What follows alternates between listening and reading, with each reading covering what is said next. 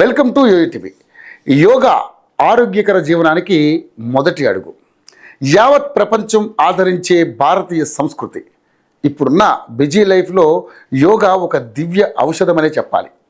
ఇలా యోగా డేను ప్రధాని మోదీ గత 11 ఏళ్లుగా దేశవ్యాప్తంగా నిర్వహిస్తున్నారు. ఈసారి యోగా డేకి ఎంతో స్పెషాలిటీ ఉంది. మోడీ సర్కార్ అధికారంలోకి వచ్చి 11 ఏళ్లు పూర్తయింది. అలాగే యోగా కూడా ఒక స్పెషల్ డేగా మార్చి వైభవంగా నిర్వహించడం మొదలుపెట్టి కూడా 11 ఏళ్ళు పూర్తయింది. ఈ నేపథ్యంలోనే నెల రోజుల పాటు యోగా డే ఉత్సవాలను నిర్వహించాలని మోడీ పిలుపునిచ్చారు. తెలంగాణలో కేంద్ర ఉక్కు మరియు బొగ్గు గనుల మంత్రి బీజేపీ రాష్ట్ర అధ్యక్షుడు కిషన్ రెడ్డి మోడీ పిలుపు మేరకు యోగా డేను నిర్వహించనున్నారు. అంతేకాదు కిషన్ రెడ్డి ఆయన పాల్గొనే ప్రతి కార్యక్రమంలో యోగాపై అవగాహనను కల్పిస్తున్నారు. దేశంలోని 75 ప్రముఖ ప్రాంతాల్లో యోగా డే నిర్వహించబోతున్నారు. అందులో హైదరాబాద్ కూడా ఉంది. కిషన్ రెడ్డి ఆధ్వర్యంలో లాల్ బహదూర్ స్టేడియం పెరేడ్ గ్రౌండ్లో కూడా ఇప్పటికే యోగా కార్యక్రమాలు నిర్వహించారు.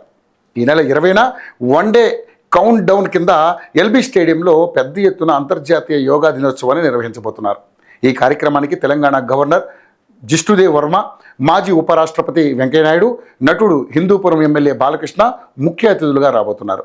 ఈ సందర్భంగా కేంద్ర మంత్రి కిషన్ రెడ్డి కుల మత వర్గాలకు అతీతంగా ప్రతి ఒక్కరూ పాల్గొని ఈ వేడుకలను విజయవంతం చేయండి అని మన ఆరోగ్య ప్రయాణాన్ని కూడా యోగాతో మొదలు పెడదామంటూ కూడా పిలుపునిచ్చారు. ప్రతి ఒక్కరూ కూడా పాల్గొనాలని ఆయన పిలుపునిచ్చారు. యోగా దినోత్సవాన్ని అన్ని గ్రామాల్లోని ప్రతి ఇంట్లో జరగాల్సిందేనన్న భారత ప్రభుత్వం ఆకాంక్షని కిషన్ రెడ్డి పేర్కొన్నారు. కుల మత ప్రాంతాలకు అతీతంగా యోగా దినోత్సవాన్ని జరుపుకోవాలని సూచించారు.